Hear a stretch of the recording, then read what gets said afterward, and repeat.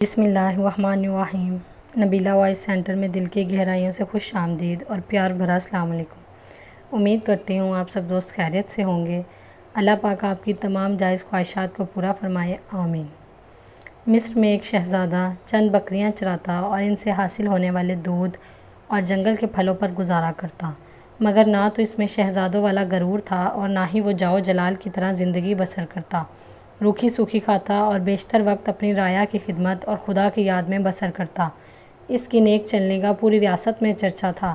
اسے یہ خصوصیات اپنے رحم دل باپ سے وراثت میں ملی تھی۔ ایک دن معمول کے مطابق رعایا کے مسائل سننے کے بعد دنیا سے بے نیاز خدا کی یاد میں محو تھا۔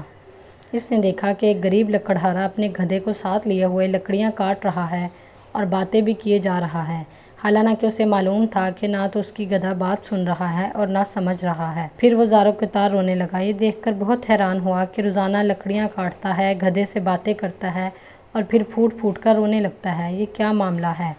جب رحم دل شہزادے سے اس کا رونا دیکھا نہ گیا اور وہ اس تجسس کو جاننے میں ناکام رہا، درخت کی اوٹ سے باہر آ گیا اور لکڑہارے سے پوچھا کہ تیرے اس طرح بلک بلک کر رونے کی وجہ کیا ہے؟ یہ بوڑھا ہمدرد انسان سامنے پا کر اور شدت سے رونے لگا اور اسی کے ساتھ اپنی بدبختی کی کہانی سنانے لگا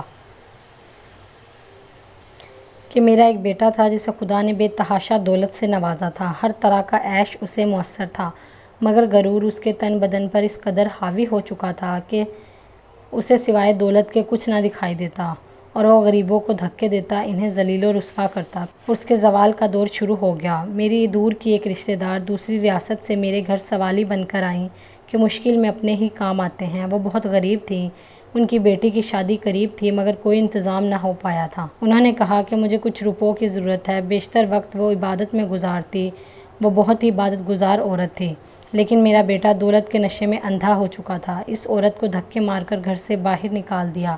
اس وقت ہماری بربادی شروع ہو گئی۔ اسی رات سرخ آندھی اور بجلی کڑکی اور تیز بارش ہوئی اور میں اور میرا بیٹا اپنے نرم بستر پر میٹھی نیند سو رہے تھے اور وہ عورت پوری رات ہمارے دروازے سے لگ کر روتی رہی۔ شدید طوفان اور رات کے اندھیرے میں دوسری ریاست واپس جانا اس کے لیے ممکن نہ تھا اور وہ ضعیف عورت پوری رات اس طوفان کا مقابلہ کرتی رہی اور میرے بیٹے کو رحم نہ آیا۔ صبح جب میری آنکھ کھلی تو مجھ پر قیامت ٹوٹ پڑی۔ میرا بیٹا گدھے کی صورت اختیار کر چکا تھا۔ گھر کا سارا سامان آسمانی بجلی گرنے سے جل کر خاک ہو چکا تھا، سب کچھ برباد ہو گیا تھا۔ میرا قصور یہ ہے کہ میں نے اپنے بیٹے کو غرور کرنے سے نہ روکا، برائی کی طرف بڑھتا ہوا کوئی قدم نہ روکا۔ میں اب اس گدھے پر جنگل سے لکڑیاں کاٹتا ہوں، یعنی اپنے بیٹے پر، اور ان کرلات کو بیچنے چلا جاتا ہوں اور اسی سے ہم باپ بیٹے کا گزارا چلتا ہے۔ شہزادے کی آنکھیں نم ہو گئی اور وہ لکڑہارے سے مخاطب ہوا، ضعیف انسان، تو نے بہت ظلم کیا ہے۔ بے شک برائی پر خاموش رہنا، اسے نہ روکنا، اس کا تو نے اپنے بیٹے کو برائی سے نہ روکا اور مجھے افسوس ہے۔ برائی سے کسی کو نہ روکنا برائی کا ساتھ دینے کے برابر ہے۔ میں آج اس رشتہ دار کی تلاش میں مارا مارا پھرتا ہوں کہ شاید وہ مجھے کہیں مل جائے اور میں اس سے معافی مانگوں، شاید میرے گناہوں کا ازالہ ہو سکے، مگر افسوس وہ مجھے کہیں نہیں ملتی۔ یہ کہہ کر وہ زار و قطار رونے لگا۔ رحم دل بادشاہ نے اپنی آنکھیں پوچھتے ہوئے کہا کہ معافی اللہ پاک سے مانگو، وہ بہت رحیم کریم ہے۔ اگر وہ تجھے معاف کر دے تو وہ تجھے اس عورت تک لازمی پہنچانے کا کوئی نہ کوئی سبب ضرور بنا دے گا۔ وہ بہت مہربان ہے، وہ اپنے بندوں پر ظلم نہیں کرتا۔ اسی وقت وہ سجدے میں گر گر کر بلک بلک کر اپنے گناہوں کی معافی مانگنے لگا۔ دور سے کہیں گھوڑے کی ٹاپوں کی آواز سنائی دینے لگی۔ ایک خوبصورت شہزادی سفید رنگ کے حسین گھوڑے پر سوار تھی، قریب آ کر شہزادے سے مخاطب ہوئی، اے شہزادے، آخر یہ کیا ماجرا ہے؟ شہزادے نے اس کی ساری کہانی شہزادی کو سنا دی۔ شہزادی کی آنکھوں میں آنسو جاری ہو گئے اور وہ گھوڑے سے اتری اور لکڑہارے سے کہنے لگی کہ میں اسی ماں کی بیٹی ہوں جو تیرے در پر سوالی بن کر آئی تھی۔ تیرے مغرور بیٹے نے اس نیک عورت کی زندگی ہی چھین لی۔ ساری رات تیرے دروازے پر تیز بارش میں طوفان کا مقابلہ کرتی رہی کہ شاید تجھے رحم آ جائے۔ بالآخر تیز بارش کی ٹھنڈی بوندوں کی وہ بچھاڑ برداشت نہ کر سکی اور دنیا سے چلی گئی۔ جب صبح ہوئی تو رحم دل بادشاہ معمول کے گشت پر تھا۔ اس کا وہاں میری ماں کو اس طرح مرے ہوئے دیکھنا، اور جب وہ میری ماں کی میت کو گھر لائے تو ماں کی لاش دیکھ کر میرے قدموں کے نیچے سے زمین نکل گئی۔ میرا کوئی بھی نہ تھا۔ بادشاہ یہ سب دیکھ کر بہت پریشان ہوا۔ بالآخر اس نے مجھے اپنے ساتھ لے جانے کا فیصلہ کیا۔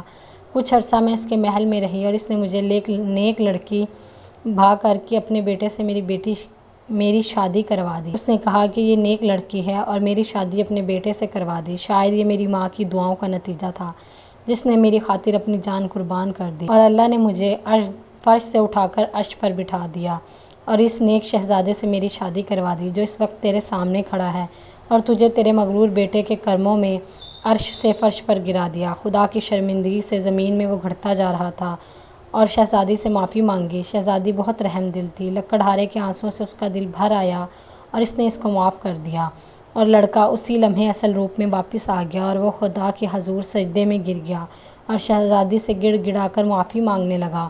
شہزادی نے اسے بھی معاف کر دیا اور وہ باپ اور بیٹا دونوں اپنی جھونپڑی کی طرف روانہ ہو گئے۔ محترم عزیز دوستو، اس لیے کہتے ہیں کہ غرور کا سر ہمیشہ نیچے ہوتا ہے، بلندی کے بعد زوال ضرور ہوتا ہے۔ اگر آپ کو اللہ تعالیٰ نے دولت سے نوازا ہے، کوئی مرتبہ عطا کیا ہے، تو غرور مت کیجیے، کیونکہ غرور انسان کو عرش سے فرش پر گرا دیتا ہے اور اس میں بالکل بھی وقت نہیں لگتا، جیسا کہ آج کی کہانی آپ کے سامنے ہے۔ آپ کو چاہیے اگر اللہ نے آپ کو کچھ رتبہ عطا کیا ہے تو اس سے آپ غریبوں کی مدد کریں، غریبوں کا مذاق مت اڑائیں، بلکہ انہیں بھی اپنے جیسا انسان سمجھ کر ان کی سچے دل سے مدد کریں۔ امید کرتی ہوں آج کی ویڈیو آپ کو پسند آئی ہو، تو ہماری ویڈیو کو لائک اور چینل کو سبسکرائب ضرور کر دیجیے گا۔ ملتے ہیں اگلی ویڈیو میں، تب تک کے لیے اللہ حافظ۔